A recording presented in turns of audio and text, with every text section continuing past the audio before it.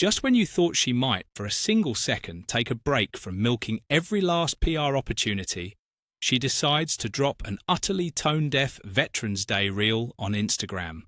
And the timing? Perfection. It came right after Catherine, the Princess of Wales, had a graceful and genuinely heartfelt appearance at the Armistice Day service.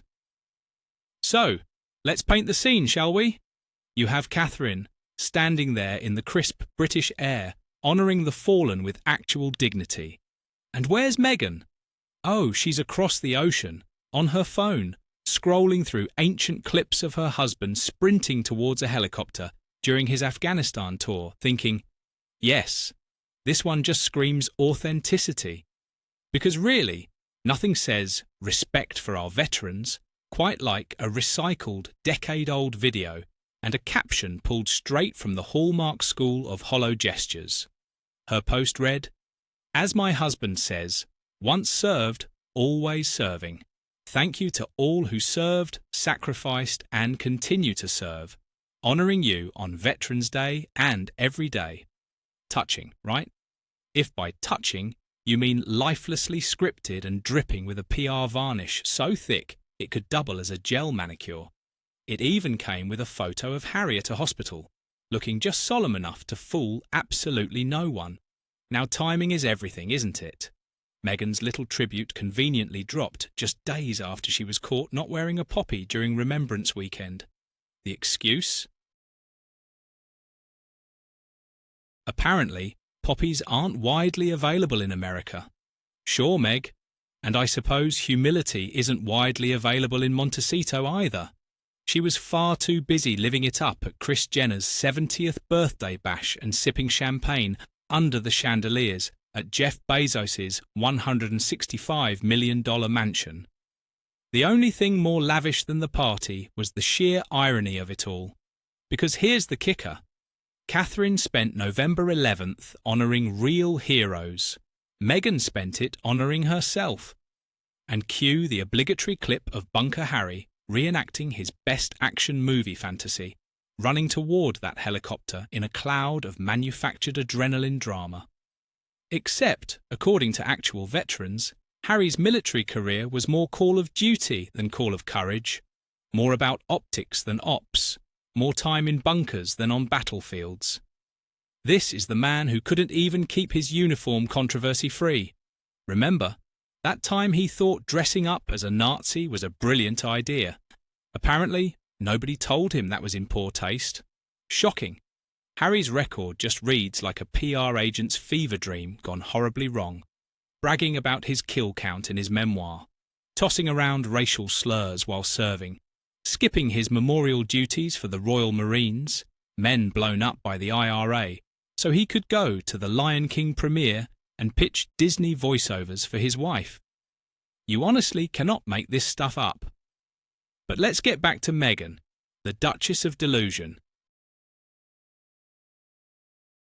She posts about sacrifice while monetizing her royal title, whining that the system didn't pay her for public service, and turning every solemn occasion into another photo op. Remember when she declared that service is universal? Of course, if by service she means serving herself. Once self-served, always self-served. It wasn't just the words that made everyone cringe, it was the timing.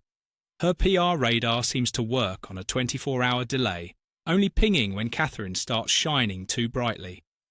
The Princess of Wales attends an Armistice service, kneels down to speak with a 100-year-old veteran, listens with genuine empathy, and the world melts. Meghan's reaction? Quick, find that helicopter clip of Harry looking relevant. Under a grey British sky, the Princess of Wales stood in black, laying a wreath and comforting veterans who actually fought for their country. Meghan, meanwhile, was under the California sun, wrapped in luxury, posting borrowed valour from a husband who turned his trauma into tabloid fodder. The difference is simple. One woman represents service, the other represents spin. And the royal contrast doesn't stop there. While Catherine was crouching to meet a D-Day veteran at eye level, connecting with him hand in hand, Meghan was crouching for camera angles. Catherine asked a centenarian for marathon tips. Meghan asked her marketing team for new PR angles. Catherine walked through memorial grounds. Meghan walked through Jeff Bezos's mansion. Worlds Apart doesn't even begin to cover it. And yet, Meghan still can't resist the urge to compete with the real royals. She simply cannot let Catherine own a headline without tossing out some hastily crafted social media stunt. It's like watching someone crash their own pity party every time they see their rival trending. There's no humility, no authenticity, just endless desperation wrapped in hashtags about gratitude. Even her choice of words feels hollow. As my husband says, as if she can't even say his name, only reference him like he's a brand ambassador quoting a catchphrase. Every line sounds like it was test marketed in a focus group of yoga moms in Malibu. Meanwhile, veterans everywhere were rolling their eyes so hard they nearly sprained something. And speaking of Harry, the man once dubbed the Spare now looks more like the spare tyre of royal relevance, occasionally dragged out when Meghan needs a little traction.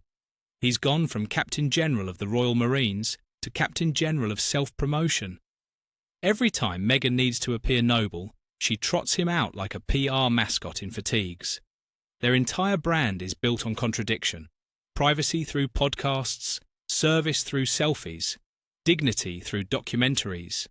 They fled royal duty because it was too restrictive, only to recreate it on Instagram with worse lighting. If Catherine represents service above self, Meghan represents self above everything. And this Veterans Day stunt was just another glaring reminder. That clip wasn't about honouring soldiers. It was about reminding the world that Meghan still has access to old royal footage and can type the word serve without a hint of irony. But for the people who actually served, who actually sacrificed, her post was tone-deaf at best and deeply insulting at worst. Because Veterans Day, like Armistice Day, isn't about photo ops. It's about reflection, loss, and gratitude. It's about the quiet dignity of people like the veterans Catherine met, not the performative empathy of a duchess whose biggest battle is just staying relevant. The ultimate irony? Princess Catherine doesn't even have to try. She just shows up, does the job, and earns the respect. Meghan shows up online, does the absolute most, and earns the mockery. At this point, it's practically tradition. Whenever a royal event makes Catherine shine, Meghan pops up with something cringe-worthy. It's like she's allergic to being out of the spotlight for more than 12 hours.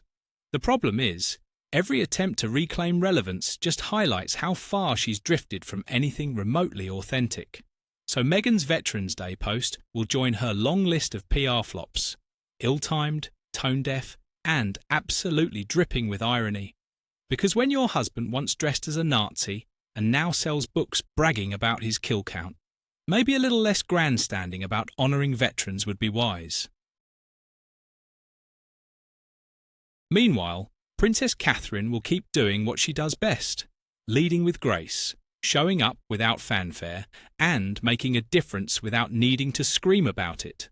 And Meghan? She'll keep reminding us, loudly, relentlessly, and unintentionally hilariously, that no matter how many reels she posts, she isn't fooling anyone. Once self-served, always self-served.